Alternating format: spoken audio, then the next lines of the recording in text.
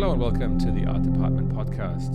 Here again, Urschel in Singapore, and with me, Emmanuel Shiu in San Francisco. We are at episode 19, and today we're talking about something I think that's very common. A lot of artists felt it, and it's all the rage in the social media.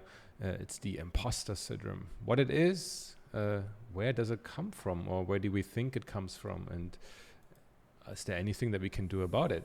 And let's jump right in. Are you an imposter, Emmanuel? That's the big question here.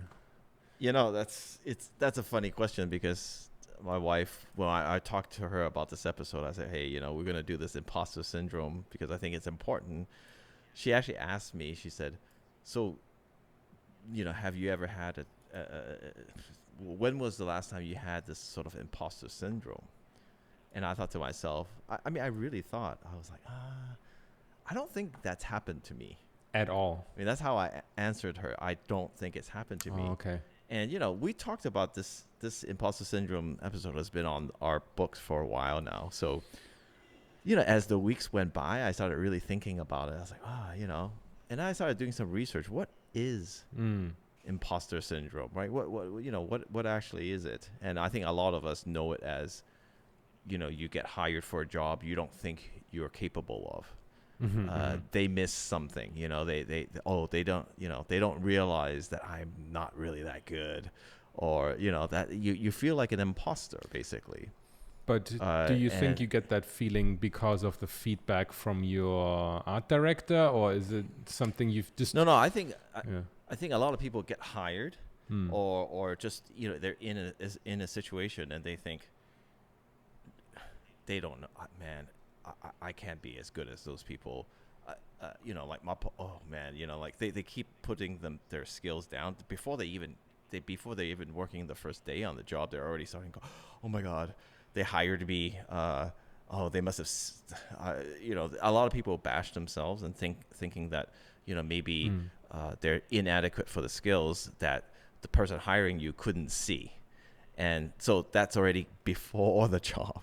And while they're at the job, obviously they're going, oh my God, look at these other artists, look at all this stuff. And, they start feeling that, they are somebody they're not. In terms of like emotionally, they start having all these symptoms, which is anxiety, like they have a high sense of anxiety, a lot of self-doubt, fear of failure, when they're in their portfolio, they had everything that was needed to get them in there. It's just that sometimes the imposter syndrome was you start freaking out, going, well, what if I'm not good enough? What if they actually thought I was really good at that, but I'm not? Have you ever felt that? Oh yeah, all the time. I'm usually I don't usually bash myself and become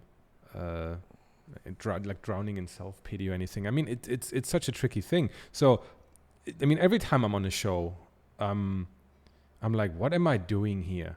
Like you see the people who are on, like the other people who are on the show, and you read like John Park, and I'm like, how am I in the same team as someone like that with a lot of experience, and I don't feel like the images I make are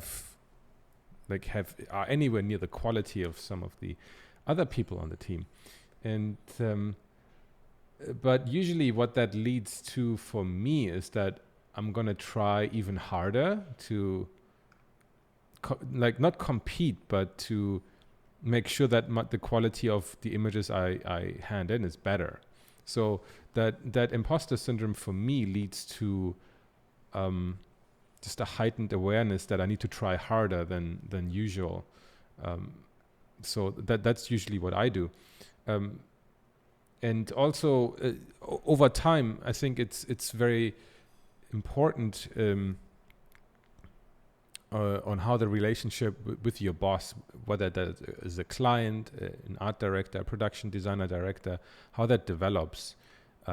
If your boss is constantly like criticizing you and you feel like you're handing in stuff day after day that just doesn't meet his standards, and he lets you know, then well, then there is something very real about.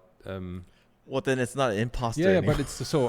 What I'm trying to get to is really like, so where's the line for somebody with great skills thinking about themselves as an imposter, and where is that perception of yourself, because it is a perception of yourself. You mean when is it actually When reality? is it actually a reaction to you actually not being good enough?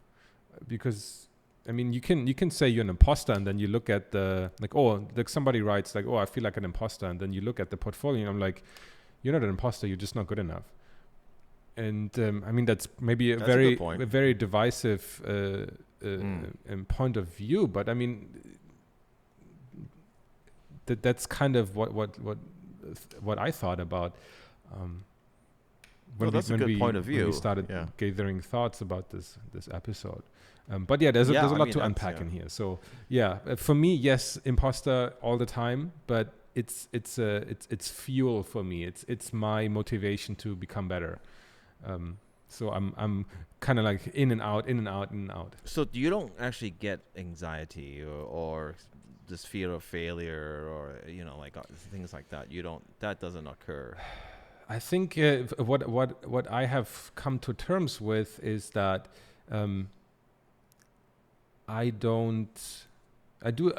that if we go down this route, then we're going already to, I think, the solution thing, which I don't necessarily want to jump the gun, but I think it hasn't turned for me into full-blown anxiety because of a couple of things I do to prevent that from happening, and I'm happy to share those when we get to it. Sure. I mean, yeah. Okay. Yeah. So I mean, okay. So for me, I mean, I would say that I've felt it. Okay, so back to the story of talking to my wife, and I said, hey, I don't have any imposter syndrome. I can't imagine having any. And I didn't say it in a way where I thought it was a joke, but I really couldn't think of anything. And as the weeks went by and we were prepping for this episode, I really started to go, well, actually, I have had it, and I actually had it to a pretty, I would say I had a pretty, every time I start anything, a painting, I used to think I couldn't do it. I would be like, how am I going to do this? Yeah. I mean, forget even looking at who's on the team. Yeah. I was like, how am I going to do this? And I would have some pretty severe anxiety. Okay. Because I was like, I don't know. And the reason of all that happening was that I always considered myself a hack. Okay. Right? And what I mean by that is I always considered myself a hack because I always found ways around things. And I always thought to myself, that's not good. You haven't done the groundwork, the drawing, the hundreds of hours and all this stuff. And you're finding ways around that. You haven't sat down and drawn perspective for like months on end. And, it's your issue and you're a hack because I find every way I can to circumvent what I can so that I can make what I want. And I kept thinking that was a hack and that I wasn't real as an artist because I was, not traditionally like a painter, or something like that, right? So I would use any technique that I could in order to get that image. Right. So it could be, it could be like, okay, characters, like instead of drawing it, I might use like DAZ or ZBrush. I'll paint it. Yeah. I'll sculpt it and then I'll light it in 3D and then and you'll see the characters like the recent one I put out. I mean, it's my way of doing it, but I kept thinking I was a hack, and that really made the imposter syndrome worse because I didn't have any solid ground to be on. Right, I just kept thinking, someone's gonna find out my way, and it's they're gonna laugh at me because it's just this hack way, and on Matrix, like I hadn't been in the office in 10 plus years. It was the first time I was in an office. So people are going to see what you do. Right. And I was like, no, this is not good. This is not good. But in the end, I found out that nobody cared. Right. And what people cared about was what you did in the end. That's a good point. I mean, nobody cares if you just kind of, you smeared some paint with your hand and photographed it and then put it in 3D. Nobody cares what you did or how you did it. But what they do really care about is it a good image? Yeah, that's true. And I for the longest time, I still remember there would be, through the years, I would tell my wife, I think I'm a hack. And that's one of the reasons why I don't do any demos, to be quite honest. Yeah, no. Because I understand. Yeah. when I do demos, I have never done a demo, but I feel like I don't want to teach people bad habits. Because I feel like what I do is because that's what I know, right? Coming from a photography, background, and then painting, and painting is not second nature to me. I don't, honestly, I'm not a great painter, but I think that I'm a better photographer. But I also love cinematography, storytelling, and all those things, and I want to put it into an image. And yes, I can paint it if I had to, but I don't know how good it would be. Right. So for me, that's why I haven't done any demos, because I thought, well, like you look at people like John Parker, he can paint that damn thing. Who am I to give a demo when he can already, he can just kind of paint stuff like that, or other people who are great painters or sculptors. I'm not a great sculptor. I can sculpt what I need and then put it through the pipeline, but I'm not a great sculptor. Right. So then I'm not going to go and demo sculpting. Right. Right. So that's why I never did anything. And through the years, until recently, I started realizing, what you do is what you do. Right. At the end, if you enjoy that image, well, then it doesn't really matter. Right. So that, I think that in the end, when you look at it all back, I actually had, because I thought I was a hack, I had really heavy imposter syndrome. And I think a lot of people might feel that way. Right. Especially nowadays, right? Because all of it is kind of like, there's everything in an image usually now. So, a lot of people might be like, well, I'm not just painting this. And I suck at perspective, so I am using 3D to help me. Right. Is that imposter? I don't know. Some people might feel that. Yeah. Could be. It could contribute to that feeling. I think it's important to realize that the process doesn't matter, and maybe imposter syndrome therefore is a bit more prevalent among freelancers who are by themselves versus people who work in the office and who are kind of used to have somebody look over their shoulder. But if you're alone at home and you just kind of like you say, hack your way through an image, then you might feel like you can't do anything like a master, like you're not the best at 3D, you're not the best painter, and then you lose confidence in a way, even though you did arrive at an end result, but maybe you're not happy with how you got there yourself. Maybe you had maybe you set out at the beginning unconsciously or consciously that you wanted to do this all in 3D, but then you had to kind of you had to give up halfway because you realized that you didn't have enough time, and so you bash a couple of photos in, and then you're like, okay, this looks okay, but and then funny things happen, like you get the feedback from the client. It's like, oh, I love all the detail you put in there, and then he's referring to something you spent 5 minutes on bashed in, and then I think sometimes the feeling is even worse because you get the impression that they can't see what you spent 8 hours on, and they just react to what you did in 5 minutes, which does not help, I think, the overall feeling. But I think it's a matter of confidence sometimes. Don't you think? I think so. Yeah, but I mean, like for a lot of people, self-taught. Yeah. That's also a factor. Yeah, I think so.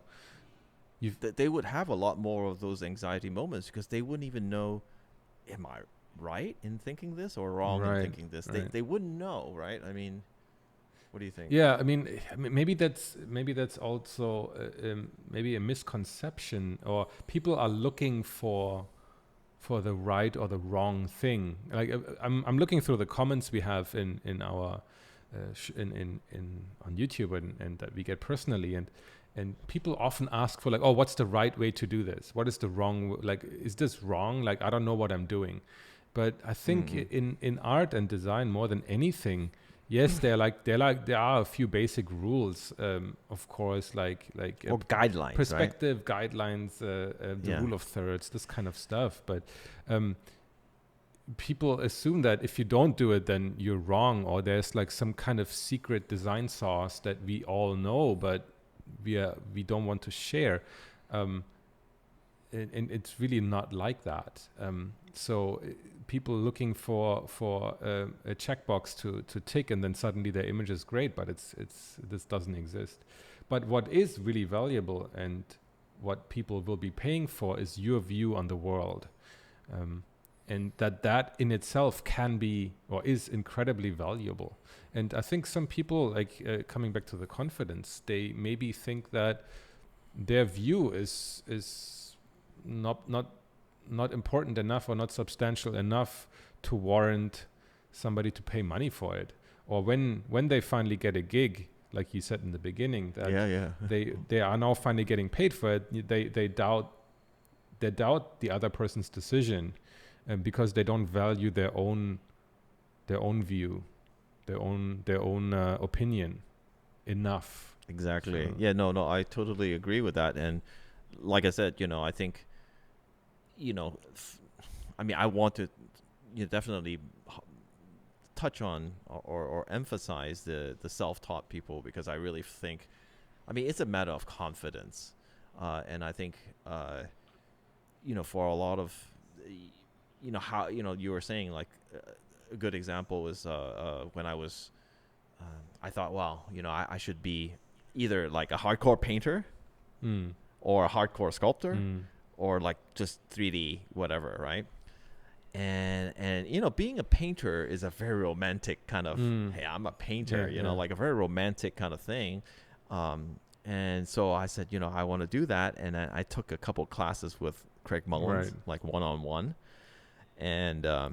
And he showed me that I didn't want to be a painter. Like, no, he showed me, like, here's what it takes to be just a painter. But being a painter doesn't mean you're going to make an exciting visual, right? It just means you're going to paint this visual you have in your head. Right. So through a lot of those self-discovery, I just said, I'm going to embrace the way I do things. And I'm just going to sort of have a really convoluted hack way of doing stuff, but it creates the image I want. Right. So, because you were saying, like sometimes it, when some of these people are so focused on one thing, they, you get a lot of confidence in doing it because you're really good at it, so you kind of have to know what you are good at in order to have that confidence.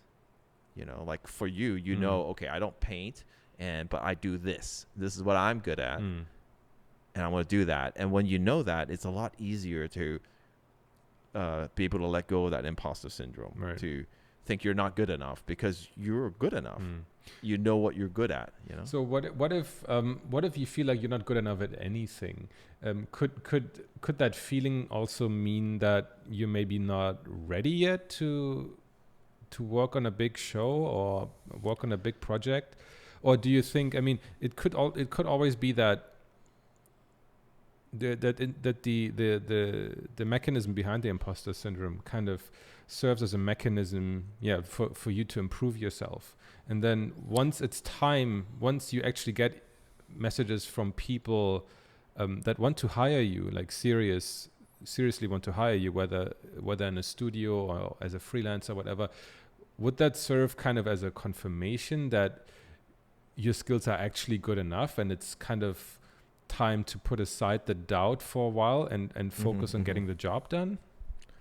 Well, so on that, I think that, for anybody who's going through this or have gone through it, I think that if someone is going to take the time to interview you and look at your work and they're hiring you, trust them that they're making the right decision. If you're, I've got a lot of anxiety and imposter syndrome, but somebody made that decision on you. They're not stupid. Yeah, that's true. So they are giving you, like you said, validation on your work, and it's up to you at that point to be like, okay, take a breath. I mean, there are things you can do, to sort of ease this imposter syndrome and make it work for you and not against you, right? It's like I would equate it to any kind of a mental, emotional disorder, anything like that. You have strategies in how you deal with it, but first of all, trust the person that hired you. Right. I mean, they looked at your work and they thought you could do it. Yeah, exactly. Don't downplay, don't belittle their decision-making power, right? They are in most cases way more experienced than you. So if they decide to hire you, they take it. They see something. They must see something. They're taking a chance still, but they must see something, right? They must be confident enough that they feel like you can pull it off, and you and your skill level won't reflect badly on them, because they are still responsible for hiring you. They have to justify why they want to spend money on you, since you're now part of the budgeting. So that's a good point. Yeah. So I mean, that's definitely one thing I would right off the bat. You can look at that. Another thing is, talk to people and ask for feedback. Because a lot of feedback is confirmation, right? If you say, hey, you talk to somebody who's very honest with you, your good friend, who's also good, you'll say, hey, I'm feeling like this. Right. Should I feel like this in terms of like my work? What do you think? And if they say, you know what, I think you're overthinking it, I think it's actually really good. It's a validation. You need to communicate. For me, my wife is that. Yeah, exactly. I bounce it back from her, and then I have other friends. What do you think? Does that? I mean, so we're diving right into what we can do about it, right? So that's good. I think we're kind of jumping back. But I think at this point we should probably. There's a lot of things still I want to talk about. So I mean, talking about it. That up first. Yeah, talking about it is, I think, very, very good. But you always have to. So two things. So on the one hand, you should talk about it, and also just to hear yourself explaining it and hear yourself verbalizing it, and typing it out in a post on Facebook or on Twitter is not verbalizing it. That's just looking for validation or drowning in self-pity and like, oh, I think I have some imposter syndrome, and then everybody's like, oh yeah, I know how you feel. That doesn't help. So it's really about verbalizing it and formalizing it, and expressing it to somebody else. And it might not even be imposter syndrome or anything, right? It might be something else. But you need to also, secondly, find somebody who, not just any random person off the internet who you talk to once, even though you like their art or whatever. But it has to be really somebody who you have a close relationship with, and who is therefore not afraid to say you their honest opinion. And it should be at least somebody whose opinion you also value, because if it's like some uncle and you don't really care what he says, then just because he's a relative, it doesn't make him a good person to talk to. I don't even want to talk about qualification. I don't want to talk about like going to a psychotherapist or anything, but find a person who you can really talk to and express yourself and let them know what's going on.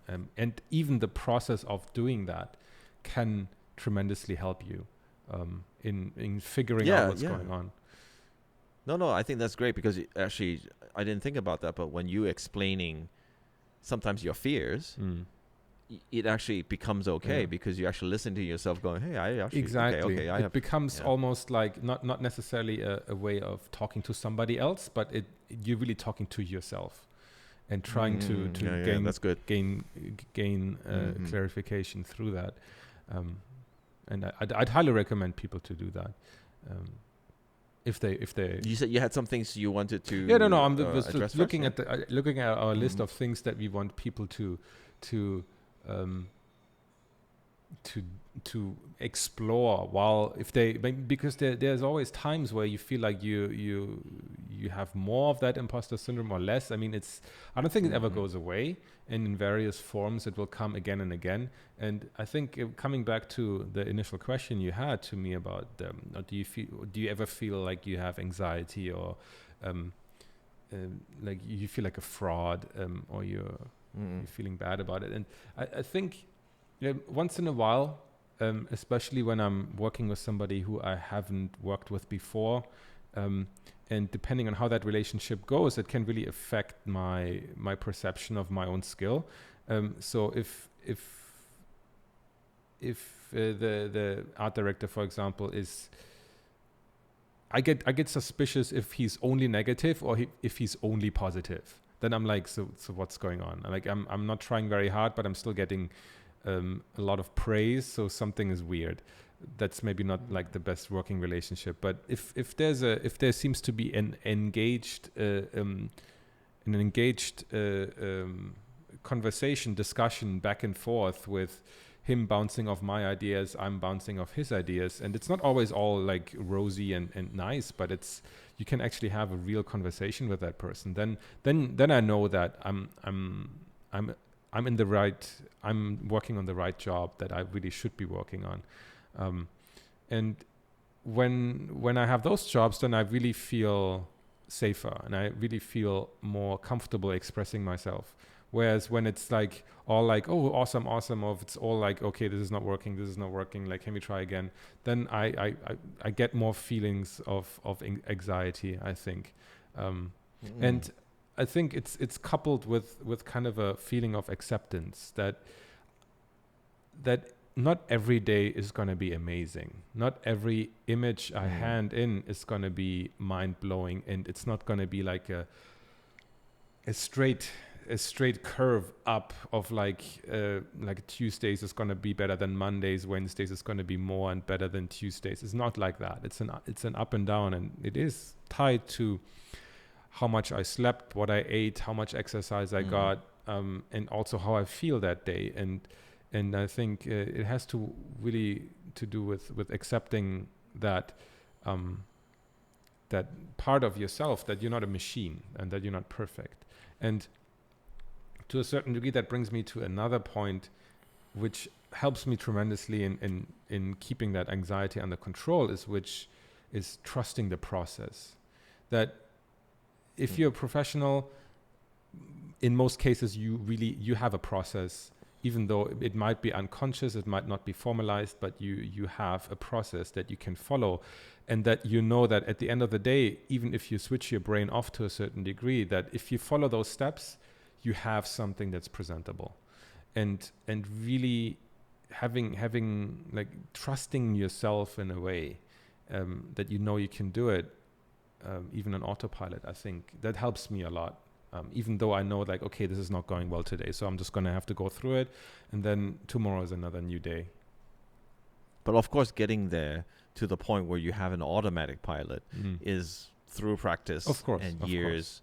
You know, because it's funny because you know, when I think about imposter syndrome, I always think about, you know, when you're first interfacing with whoever's hired you or you know, whatever. Because once you're on the job, usually it flows. But I do know that, like, when I was on the Matrix, I was like, man, I was anxious all the time because I was like, this is the OG crew, and in my office is George Hull, and I'm like, what? You know, like, and I'm sitting there going, oh my god. I'm like, that is exactly how I was feeling. And I said, you know, you got to calm yourself, and I really had to do a lot of internalizing and saying, stop, you know, you have every right to be there.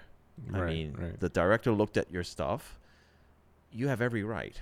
But you know, the problem is when you look at other people's work on a show and you get overly it's not a competition, but you get overly like, oh my god, look at that, oh my god, look at that, and you feel more and more inadequate, even though you have every right to be there. That's when you really got to put your level head on and really find a way, and there are ways to sort of how to shut yourself off from that. You know, and I know you wrote a lot of stuff on that stuff, so we'll get to that when we get to that. But absolutely, when I think about it, yeah, at the job, I also I felt a lot of that kind of stuff, and it all really depends on how you feel too. I mean, all that matters. But I remember for me, a very big one was, or Lord of the Rings, or like, oh man, you're looking at these people, you're like Jamie Jones, all these like super painters, and you're like, oh my god, that looks amazing. Oh, that's mine. And I'm like, okay, step it up, have confidence in who you are and what you've done, and bring your spin to it. That's like, the thing. don't. That's the time to bring you into this, and not like just freeze. Right. Like, who are you, and what do you do? And because the more, like I said, more than likely, the people who hired you saw that and liked it. So don't just like step back and be like, oh, I'm going to be careful. I'm not going to rock the boat with some crazy design. I'm just going to, do the status quo because, it's safe. And I'll tell you like a real quick story of when I was playing, table tennis, and I was, like in the competitions, and I was losing a lot at the beginning. I was like, wow, and I had trained a lot. And so I was told, just this game, go out there, don't think, just do what you know. Just, like you said, trust the process, trust what you've learned. Just do what you know. I want you to lose this game. So they said, just lose it.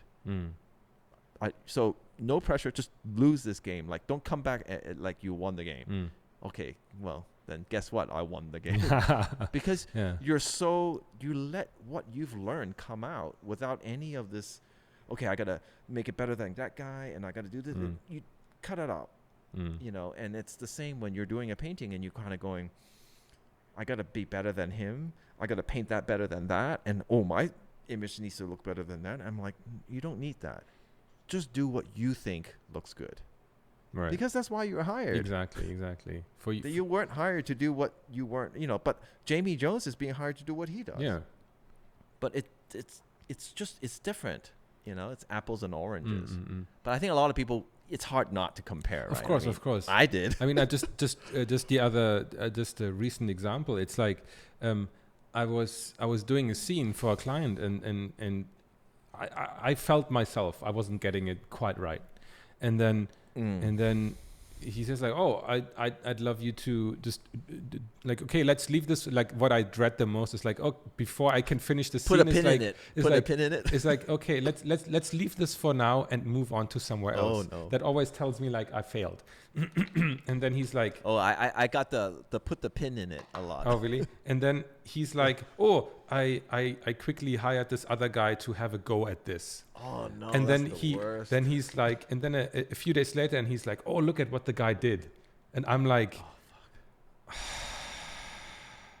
I mean, again, this is without him doing any. I hate that. Yeah, I hate that. But it's not like there was not even like a bad thought behind it. The boss is just trying to allocate resources as best he thinks possible, right? And sometimes if you haven't worked together before, it's a bit like you have to. Both sides have to figure out how to best work together, and what part of the project you are best suited to. And excuse me, my voice is failing me here. And it will take some time, and some things you will just not be as good at, and that's fine. And but that takes a lot of confidence to be able to say, okay, it's not me, or maybe I don't paint that thing well. Yeah, exactly. Or so design that thing well, or whatever. But then it's also, I think. How do you deal with that? I mean, does that bum you out? Of course, it bums me out like hell. Whatever. Like it bums me out like hell. But then you have to a certain degree, you have to swallow your pride and move on to the next task and do that as well as you can. So that's for me part of being a professional. This is not your show. This is not your private thing, and you can't obsess about it. And you have to also, again, trust the other person. But then you also have to realize, again, when it comes to that thing, you're maybe not the best at it. So the other guy he hired is like amazing at doing that thing, at doing that particular job. He's amazing. But then you also realize, okay, I mean, he does that part well, but he doesn't do the other stuff as well as I do it. It's like he's very specialized maybe in painting. It's like, for the love of God, I can't paint like that. But he can't do all the crazy 3D stuff I do. And so it kind of... So confidence. It's confidence. And then you actually have to, like, just usually what happens for me, I get absorbed in the other task and I forget about it. And then, like a couple of weeks later, he's like, oh, so we looked at, like, we presented this to the client, and like this was the feedback. And he's like, oh, they liked this part, but they didn't like that other part that the other artist did. And so I'm like, and then he's like, oh, but they really loved what you did here. So that kind of puts things in perspective. It relativizes it. Is that a word? Anyway, you know what I mean, right? So it puts things like, again, you're like, on a level playing field. It's like, this guy does this and is good, and sometimes that's good with the client and sometimes not. And what I do is different, and the client might like it because the client really does not care about how you do it and who did. I mean, to a certain degree, they don't care who did what. It's just always the focus on, does this fit the project? Does this support the story we're trying to tell? And no matter if it's the nicest painting, if it's Craig Mullins times 10, but if it's not, if the characters are wrong, if the setting is wrong, the client will be like, it's useless to me. And that's why I always try to follow the idea that we're not producing art for art's sake, but we're designing a blueprint for a product that is being made. And in that regard, it doesn't matter how nicely you paint or who did that bit or who didn't. So that's how I try to just keep my bearing on. Well, I mean, that's very level-headed of you, because and that makes sense, because the more I talk to you, the more I know you, and this is how you are. I'm actually a much more emotional kind of person and sensitive. So I mean, that stuff, I mean, it would drive me insane. And then I can't, because I'm like, oh man, it got taken away from me. What did I do wrong? And then I'll look at the painting and go, why, what's wrong with mine? And you know, all this stuff. I used to do that. And then now I'm just like, well, you know, one thing I do have is that I know I gave it my all. That's all I can do. If it's not good enough, so be it. Because that's life. You're not going to be the best at everything, and there would be situations where that kind of, you know, painting or whatever doesn't suit you, and you don't do a good job. It's like that Triple X job, right? You know, when he asked me to do characters way back in the day, and I couldn't do it, and he was like, "Whoa, what the hell?" And I'm like, "Well, that's not even what I'm an environment person." Yeah. So, you know, for me, I think keeping a focus on how to sort of get over these emotional hurdles and don't take it personally, like you said. I mean, basically, it's the same thing, what you're saying, you know. And, you know, we all tend to be, like, really hard on ourselves. Yeah. I mean, it's, way more critical. you know, most people are, they're hard on themselves. They're critical. They're all this stuff, instead of being kind to yourself, which is, I mean, like, if you love your car, you're not going to kick it every day and you know, like, don't put engine oil and just do all the things to ruin it. But as human beings, we do that all the time. We're true. always really hard on ourselves and stress ourselves out. And then you get to a point where you're not feeling well, and you're emotionally, physically not feeling well. But, you know, instead of treating ourselves kindly and just saying, hey, it's okay. Yeah. You know, you're good at what you're good at. Of course, that doesn't mean that you should, like, thinking like, oh, my art is completely awesome all the time, and that doesn't That's help. the other That doesn't help, because I think these kind of swings go also in the other direction. So that at one point you, well, that's not imposter anymore. Yeah. That's arrogance. That's arrogance, right? But like, I mean, that is also part of the mental up and down swings, right? When you think like, oh, how did they hire those people for that job? They can't do anything, and like they should have hired me. And then that is also part of it. And then you need to also kind of like keep yourself level again. Yeah. And but one thing I wanted to mention, that I think one of the again, it has to do with embracing that feeling, accepting that there will be people always who are better, who are different. But I think one of the main things is that you have to really realize that no matter in how powerful the position is that somebody else is in or that you think they're in, most people still, I think, make things up as they go. And I think I realized that a lot in two areas. I mean, one is having kids, because you can't practice having kids. That's not possible. Even if maybe your brother has kids, or like you're an uncle and you have nephews or whatever, that does not prepare you in any way for having your own kids. Because if the nephew is annoying, you just put him away. And you can't do that with your own kids. And it's a realization that you can't. You shouldn't. You shouldn't. Yes, please don't. Like, put a disclaimer on the podcast. Yeah. Don't lock your kids in a closet if they're annoying. But it's the realization that nothing can prepare you for it. And once they're there, you're way too busy to plan and think about what you're doing anyway. You just have to kind of go with it, and you have to trust that your instincts and your nature will kind of take care of the whole thing.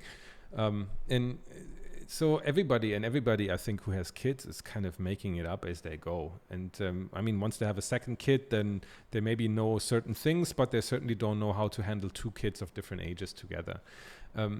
So that's one. And each kid is different, right? Each kid is different, right? And then you realize that you try to read a lot of books about parenting, and then you realize that the only goal of these parenting books is to sell you a parenting book. Because no matter how much you try to put your kid into a certain box of like, okay, my kid has ADHD, my kid is this, my kid is that, it's not going to work, because every single person is unique in its makeup. And the other thing where I realized that people just make it up as they go is teaching. Not to say anything bad about all the teachers I had and all the teachers out there, but kind of as you grow up, you kind of see a teacher as a person of authority and a person of wisdom. And maybe as you get older, you kind of see the cracks in those images, as you realize that some teachers are just not all they're made out to be.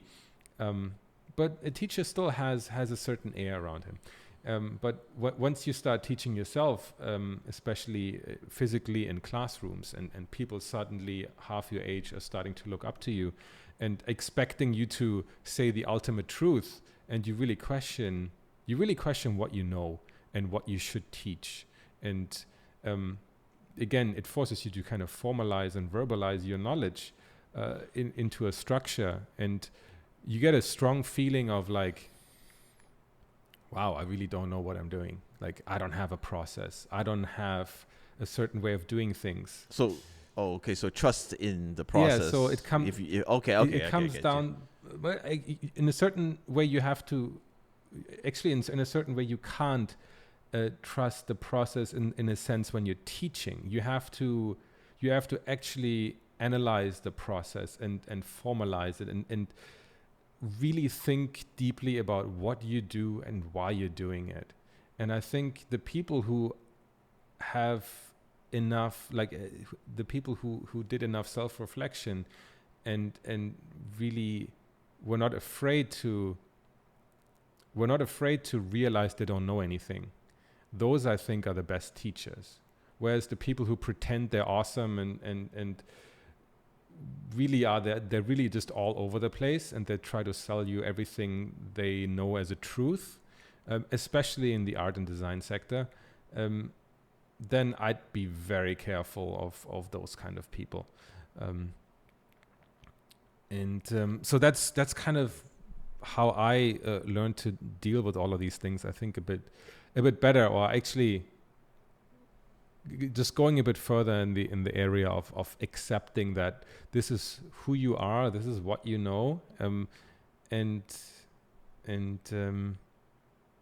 just Yeah, give I it mean, your I all, think like you said, right? Like this is Yeah. what you can do. I mean, give it your all, always Mm. give it your all. But I think, and I get what you're saying, and I think that's great. And personally, I also think, um, if you are susceptible to, having some kind of imposter syndrome and things are giving you anxiety, you might really want to curate or curtail like what you look at on social media, That's a good point. Yeah, yeah. because when you spend all your time scrolling on Instagram, outstation on all your favorite artists and all that, it's so daunting that you're like, even if you had confidence, you look at it, and as you scroll, you're like, oh my God, and you go lower and lower and lower, Yeah, and and then it just you, why do that to yourself? at the end, you don't want to paint if that, anymore. Yeah, sorry, yeah. yeah, if that's how you are as a person, I mean, obviously you have to understand where it comes from, but I think there are some simple things that I do. But I mean, one thing is definitely, if I'm feeling that way nowadays, I don't really look at social media much for even inspiration, because I want a clear mind. I want to come up with my own stuff, Right. so I don't want to be tainted by a bunch of concepts of other people have done for this thing, or Right. whatever it is. I want to just look at so completely different references, nothing to do with painting, Right. But I think for a lot of people who are having this kind of problem, that probably is not the best idea, to be too much social media. Do you think then, You know- just as a follow-up, do you think then, I mean, is imposter syndrome that something that is just really basic to the human psyche, or do you think it's something and that therefore got amplified by social media, or do you think that it's much more like it's amplifying it, newer kind of phenomenon? I'm pretty sure social media is amplifying the deeper emotion or issue that you're having, because it's just seeing good work and you thinking that you don't compare. Yeah. And now you can see more good work all the time. So a funny I mean, thing, it's like you could scroll in one exactly. thumb scroll and see like 5 works that are like, oh my God. So a funny thing I did on Instagram is that, and sorry about if I offend anybody with that, but I started muting certain accounts. So usually when you go on your feed, whether it's Facebook or Twitter or Instagram, you just see like the mass of everything that everybody produces, and it gives you a feeling that everybody is producing ungodly amounts of work on like every single day, which is actually not true. So I started muting accounts. And suddenly you only get like new artwork popping up once in a while, and then you realize really how skewed your perception really is, that people are not producing crazy amounts all the time and uploading every single day. It's you get an image a week, an image every 2 weeks, something like that for most people, and for some people even less. And that kind of, I think, can readjust your self-worth in a way. Yeah. So I don't know. That's something I happen to do. So No, sorry that's about all the people I great. muted. No. I mean, look, that's really important to do. I absolutely agree. The other things is just, I mean, it goes along the lines of the social media. Don't compare. Like, again, when I was on the show, I would compare myself to other people, and it would create a lot of anxiety. I shouldn't be here. Look at my work. But actually the work is fine. It's not a problem. You fit into the production designer or art director scheme of where they see their whole team. So don't compare. Right. I think that's toxic. It can be really bad. And for those of you who are learning on your own, I can't say this enough, find a good mentor. You need someone who can tell you the truth. Someone who can say, hey, you are good enough, so go do that thing and stop worrying. And of course, a lot of imposter syndrome comes from deeper inside of you, and you're going to have to do some soul searching. But I mean, we can only get so deep. Everybody, it's something, different things work for different people. But I definitely think interfacing with people you trust, like we were saying at the beginning, and you value whose opinion you value, those are the people you want to talk to and keep talking to them. If you have these feelings, talk to them. They'll set you straight. Yeah. You know? That's true. So anything else you have? Yeah, I think one last thing I wanted to mention before we wrap this episode up is that you wrote actually down a very, very good point, which is you called it don't pass off compliments as luck. So for a long time I had this thing that if somebody told me they really liked my stuff, or whether it was some artist I looked up to from that I met online, or if it was actually like my client or boss, like I would be like, it's okay, like don't say that, it's not very good. But that is not only bad for your own like perception of your work, it's also rude to the other person. So instead of that, really accept it as like they appreciate your work and they actually go out of the way to tell you. So the best response is like, oh, thank you very much, right? That would be a regular response you would assume somebody says, and that's what you actually. That's a funny one. And don't look down or anything. Just really like appreciate what the person is saying, and also accept it for yourself. That, like, I mean, I had the hardest time with that. Yeah. So accept that somebody else likes your work, and that you should actually be not incredibly proud of it or whatever, and you might still think that work is not particularly good, or maybe, but the other person saw something in it that connected to them. And that's also a very important point that, I mean, you have your own ideas about what an image means to you, but you also have to realize that once you actually show this image to somebody else, it takes on it takes on a nature of its own, because it can mean different things to different people, just like how people interpret movies differently, how people have different feelings toward a particular piece of music, right? And so based on their state of mind and how they are at the moment in their life, they will have a different interpretation and different feeling attached to the image you did. And once you publish that image, you kind of have to let it go in a way, and let it take its course. Yeah, I mean, I think that's great, because for the longest time I couldn't accept a compliment. I'd be like, no, that's no. But you know, even now it's a little uncomfortable. Yeah, I know. But now it's a lot better. You know, say thank you. The other thing is, you know, some of the last things for me is be prepared. Yeah, preparation is the king of everything, because it's like that game that I went to play, and I, you know, I said, okay, I'm just not going to think anymore. I'm going to go lose this game, but I'm going to play my game. Right. But I also was prepared. Yeah. I had trained every day, 6 days a week for years. That skill is in there and it'll come out. So be prepared. Yeah. That meaning, don't just expect it to, magically appear out of nowhere. You have to do the work to be prepared. Exactly. You have to still do the work. Sorry, guys. It's not going to come out of nothing, right? You still have to put in all the hours to own your skills. That's what our preparation is about, right? Exactly. And the last thing for me is, I always ask this, for the people I'm mentoring or students. I say, well, what's the worst that can happen here? You're not going to die from this. Only thing you can do is fail, and you'll learn from that mistake. Yeah, exactly. And in the end, you'll get something better. It's a good lesson if it's like that. And if it's not like that, then it's just you imagining there's an issue. So basically, what's the worst that can happen? If nothing, then what's the problem? Yeah, exactly. So, I mean, it's like, when, I used to be told this when I was growing up, and I said, I like that girl and I don't know what to do. Should I go talk to them? And they said, well, what's the worst that can happen? They just say no.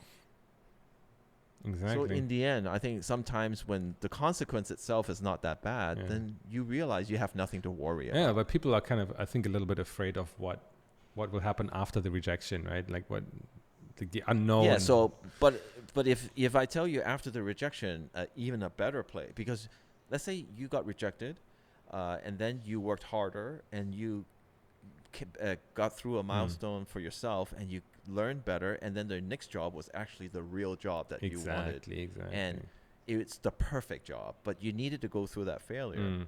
If I told you that was, like your future, everybody be like, yeah, that's great. So sometimes it's won't be that bad. Yeah. And That's a good point. it would be okay. I mean, it helps me to think that way Right, sometimes right. because then at least I feel like, okay, well, Looking I back, did the best I yeah. could. Looking back, you can always connect the dots, and you're like, oh, actually, this led to this, and it was not that bad that I did that. So, but of course, when you're still at the beginning of that, you don't see that. But that's life. That's life. So. Anyway. I think that's a good way to wrap up this episode. So thanks again for tuning in. Please like, comment, and subscribe if you enjoyed this episode. Please let us know what you want to see in the future. We're getting a lot of great suggestions, and we're working through them. Rest assured. And next week is going to be a special, so I hope you guys are all going to be tuning in. Yes, get ready for that one. Okay, great. Anyway, all right. see you guys in the next one. Bye. Bye.